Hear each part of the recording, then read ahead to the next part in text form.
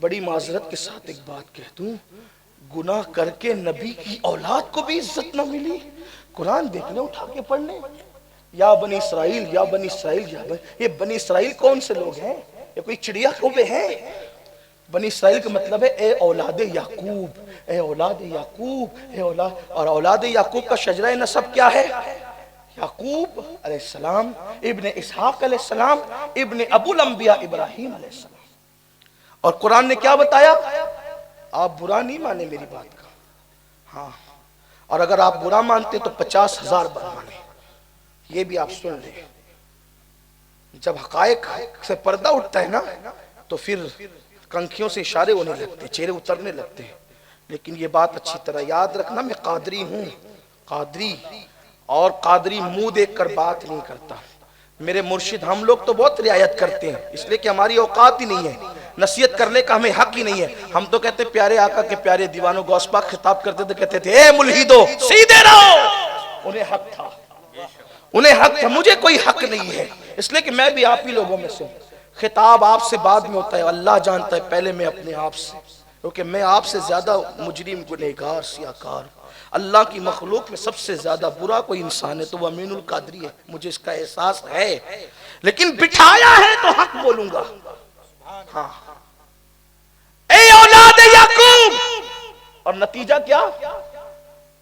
اسی اولاد یعقوب کو جسے قرآن بنی اسرائیل کہہ رہا ہے، پھر قرآن کہتا ہے ہم نے انہیں سور بنا دیا، انہیں بندر بنا دیا، ان کے وجود میں پتھر برسا دیے، ان کو ہواؤں سے ہلاک کر دیا، سوتے میں چنگار نے ان کو تباہ کر دیا، ان کو زلزلے نے لے لیا، ان کو چنگار نے تباہ کر دیا۔ یہ جگہ جگہ پورے قرآن میں سب سے زیادہ کسی قوم کا تذکرہ ہے تو وہ بنی اسرائیل کا تذکرہ ہے کہ آنکھ کھول کر کے قرآن نہیں پڑھتے، قرآن کا ترجمہ نہیں پڑھتے، تراویح میں غور نہیں کرتے۔ قرآن بتا رہا ہے کہ اگر پاپ اور جرائم اور گناہ کرو گے تو ہم نے نبی کی اولاد کو خنزیر اور بندر بنا دیا، تمہاری اوقات، تمہاری حیثیت کیا ہے؟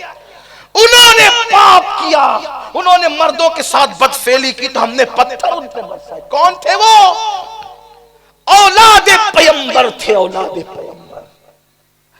یہ اور بات ہے کہ خاتم النبیین کی اولاد کی خصوصیات الگ ہیں، وہ الگ بات، وہ ان کو مت گننا ان میں، کیونکہ خاتم النبیین کی اولاد کے لیے یرید اللہ لیذھب عنکم الرجس کہہ کر کے جو ہے وہ قیامت تک کے لیے ایک الگ گارنٹی دے دی گئی ہے۔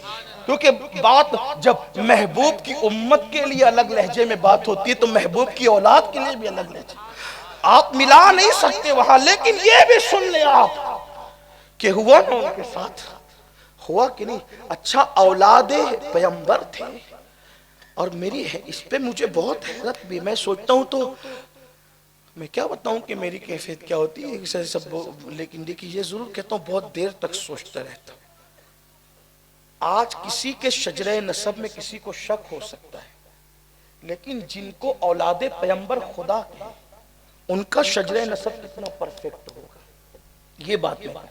یعنی قرآن جسے سرٹیفائی کر رہا ہے اولاد پیمبر ہونے کی، ہم تو کسی کو کہتے ہیں اپنے زن کی بنیاد پہ، شہرت کی بنیاد پہ، حسن زن کی بنیاد پہ، اور انسان اپنے نسب پہ امین ہوتا ہے، اس بنیاد پہ ہم اولاد پیمبر مانتے ہیں نا۔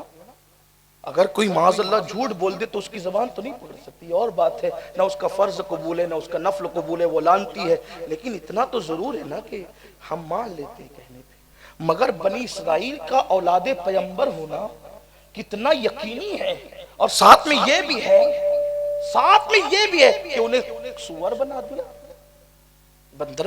یہ جو سور بندر چلتے یہ نہیں، ان کی شکلیں کر دی سور بندر کی طرح، اور 3 دن کے اندر وہ